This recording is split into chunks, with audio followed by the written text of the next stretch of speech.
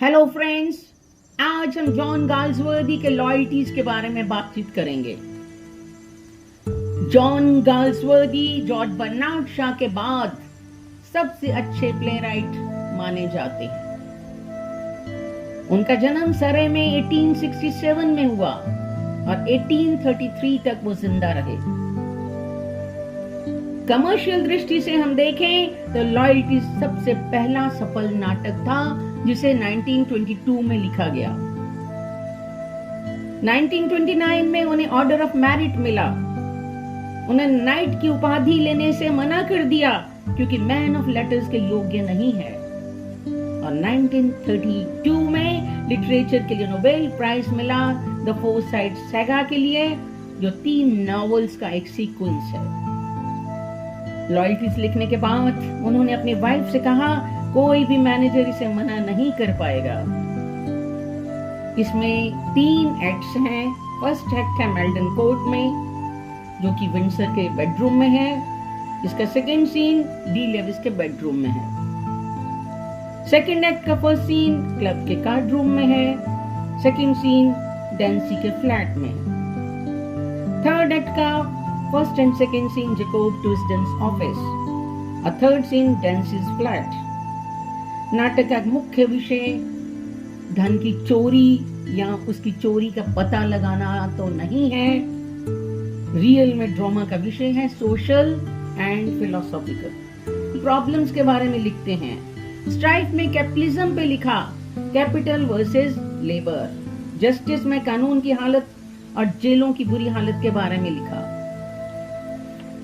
Loyalties में दिखाया गया है कि हमें एक समूह या वर्ग के प्रति वफादार होते हैं।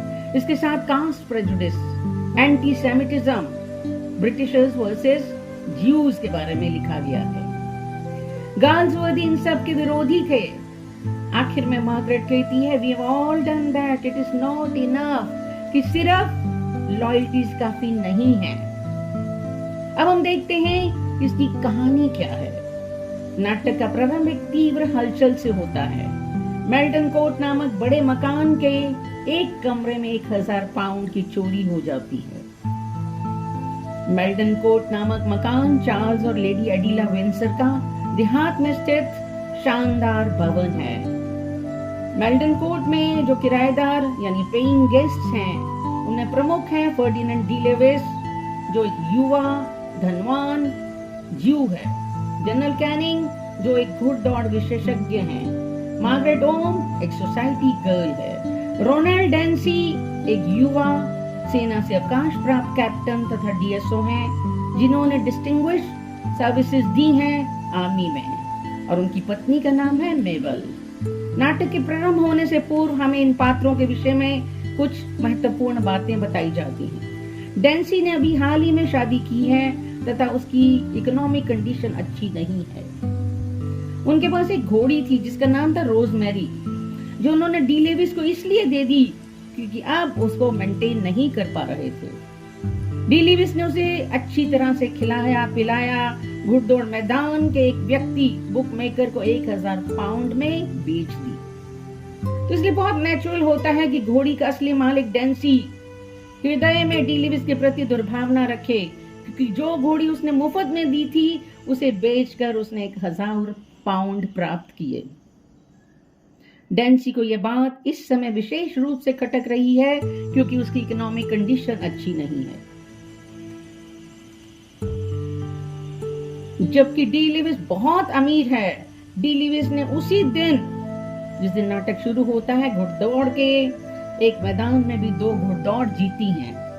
एक अन्य महत्वपूर्ण स्थिति यह है कि पिछली शाम को ही डेंसी ने डी लेविस से एक शर्त में 10 पाउंड जीते थे। शर्त थी एक बुक केस के ऊपर से 4 फीट ऊंची कूद में सफल होना। डेंसी सफलतापूर्ण कूद जाते हैं। अब ऐसा लगता है कि डी लेविस के 1000 पाउंड के नोट रात को 11:15 और 11:30 के बीच में खोए। उस समय डी लेविस बाथरूम में थे। ये स्पष्ट था कि इस अवधि में कोई व्यक्ति उनके शयन कक्ष में घुसा और तकिए के नीचे रखे नोट लेकर चला गया। डी लेविस विंसर के पास आता है और उसे चोरी की सूचना देता है। वह कहता है कि इस मामले में तुरंत खोज की जाए। विंसर इस बात से अत्यधिक परेशान दुखी हैं कि उनके घर में चोरी हुई है।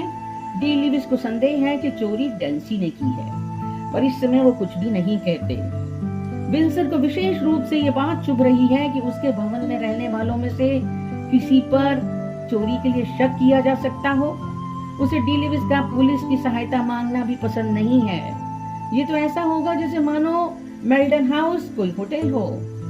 वह डी लिविस को अशिष्ट शोरगुल मचाने वाला युवा कहते हैं। उनके अनुसार डी लिविस के गाउन तक से यही बात स्पष्ट होती है। समाज उसे उसके धनवान होने के कारण से सहन तो करता है, पर आखिर है तो वह पतित यहूदी ही। उसका पिता एक थोक व्यापारी था, कालीन बेचने वाला। परंतु जहां तक डी लिविस का संबंध है, उसकी 1000 पाउंड की चोरी हुई है। ये महत्व की बात है और इस कारण पुलिस को सूचित करके बुलवाया भी जाता है। पुलिस इंस्पेक्टर आते हैं, उसके बेडरूम का बारीकी से निरीक्षण करते हैं। नौकरों से पूछताछ की जाती है। पैरों के निशान खोजने के लिए बाग की मिट्टी का निरीक्षण किया जाता है, पर कोई नतीजा नहीं निकलता। डी लिविस डेंसी पर चोरी का शक जाहिर करता है। उसके बेडरूम की तरफ भारी वर्षा के समय डेंसी ने 7 फीट लंबी छलांग लगाई होगी तथा एक छज्जे से दूसरे पर पहुंच गया होगा। पिछली शाम को उसने बुक केस के ऊपर छलांग लगाकर पहले ही 10 पाउंड जीते थे। डेंसी पर लगाए गए आरोप कैनिंग और विंसर को बहुत दुखी परेशान करते हैं। वे डेंसी को बचपन से जानते हैं। वह एक बहुत ही जेंटलमैन है, एक ऑफिसर है तथा उनके उच्च समाज का एक सदस्य है, इसीलिए संदेह से परे है। डेंसी को भी बुलवाया जाता है। वह इस आरोप को जोरदार तरीके से गलत बताता है। कैनिंग का हाथ अचानक उसके कंधे पर चला जाता है तथा उसके कोट की बाह को वह छूता है। वह गीली थी। इसका मतलब वो बाहर आता है, लेकिन कैनिंग ये बात किसी को नहीं बताता। इस समय इससे अधिक कुछ नहीं कहा जाता है। अब सीन बदल जाता है और हम क्लब के अंदर हैं। 3 सप्ताह बाद का समय है। डी लिविस को जो मित्रों ने मिलकर इस चुनाव में सफल बनाया है, उसे सदस्य नहीं बनने दिया। वह ये अनुभव करता है कि डेंसी के मित्रों ने मिलकर उसे इस चुनाव में हरा दिया है। वह डेंसी के विरुद्ध अपने आरोप दोबारा दोहराता है। वह जिद करता है कि मामला अदालत में ले जाया जाए।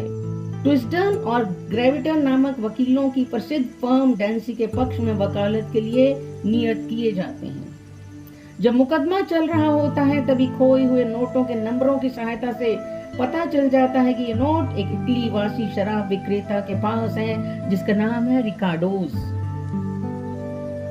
जिसे ये पैसे डेंसी ने दिए थे।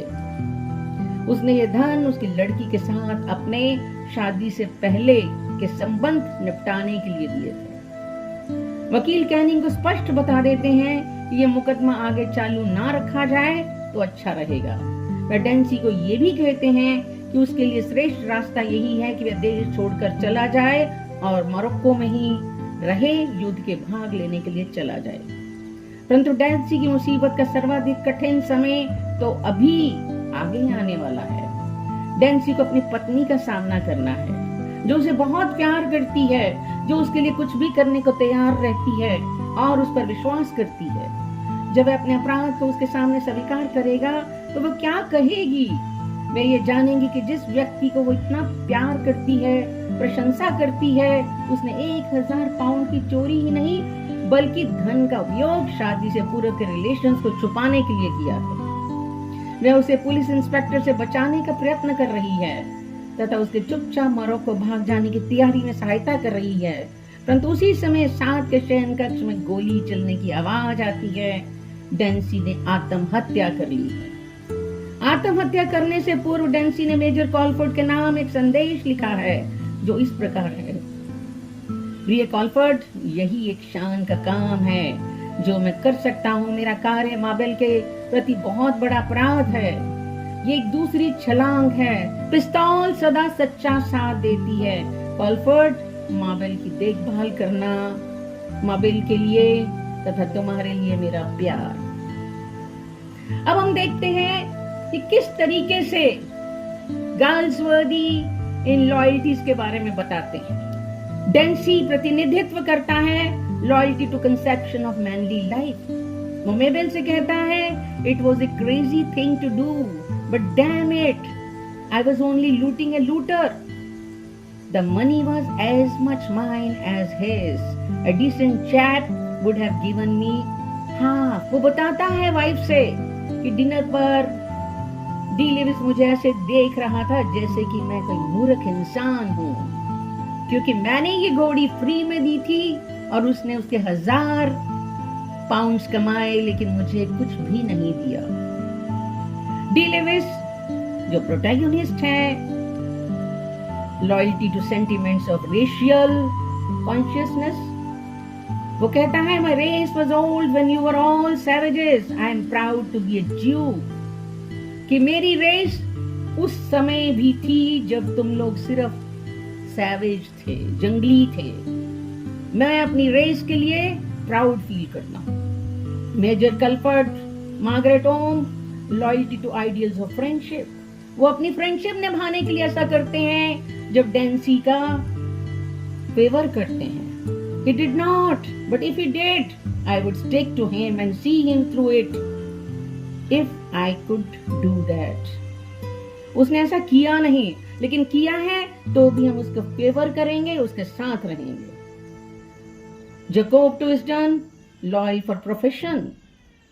When you have been as long in your profession as I have been, you will know the duty to your calling outweighs duty to friends or clients. जितने साल से मैं इस प्रोफेशन में हूं, मैंने यही पाया कि आपको अपने फ्रेंड से ज्यादा अपने क्लाइंट, अपने प्रोफेशन के प्रति लॉयल्टी करनी होगी। General Canning, loyalty to traditions of the army. वो जानते थे कोर्ट गीला है, उनको भी शक था कि डेंसी ने ऐसा किया होगा क्योंकि वो ही छलांग लगा सकता है, लेकिन फिर भी वो नहीं बताते। वो कहते हैं, Dancy for the honour of the army, avoid further scandal if you can. Army के ऑनर के लिए और स्कैंडल मत करो। रिकॉर्डोस जो अपनी डॉटर के प्रति लॉयल हैं, जिन्होंने 1000 पाउंड डेंसी से अपनी बेटी के लिए लिए। Police inspector, loyal to superior officer. Borring, codes of honour in the club, उसके प्रति लॉयल है। Winsor, loyal to ideals of gentlemanly hospitality, कि आपके घर में कोई आया है तो उसका फेवर करना आपका काम है। Mabel, wife's loyalty to husband, वो कहती हैं, whatever happens I will go on loving you, if it is prison I will wait, do you understand, I don't care what you did. कि कुछ भी हो जाए मैं तुम्हें प्यार करती रहूंगी, मैं तुम्हारा इंतजार करूंगी यदि तुम जेल में भी जाते हो।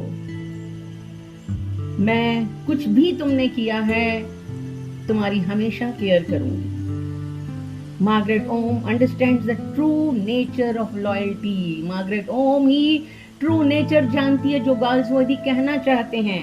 प्रेजुडिसेस अडेला और the loyalties, I don't know, criss cross, we cut each other's throats from the best of motives. ये लॉयल्टीज हैं या प्रेजुडिस हैं मुझे नहीं मालूम, लेकिन इनका अंतर विरोध है।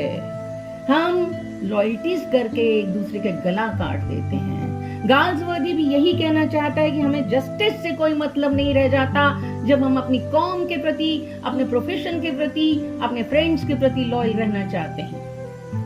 गाल्सवर्दी बताना चाहते हैं कि लॉयल्टी को तथ्य मान लेना काफी नहीं, ध्यान देना है कहीं में प्रेजुडिस न बन जाए। और इस एंटी सेमिटिज्म में गाल्सवर्दी इस कॉन्फ्लिक्ट को खत्म करना चाहते हैं और वो दिखाना चाहते हैं कि दरअसल में हमें पहले जस्टिस की तरफ ध्यान देना चाहिए और फिर उसके बाद हमें लॉयल्टीज की तरफ ध्यान देना चाहिए। अलग अलग कैरेक्टर्स की अलग अलग लॉयल्टीज को बताकर उन्होंने यही बताना चाहा है कि इससे नुकसान ज्यादा हो जाता है फायदा होने की बजाय। Thank you very much, love you friends.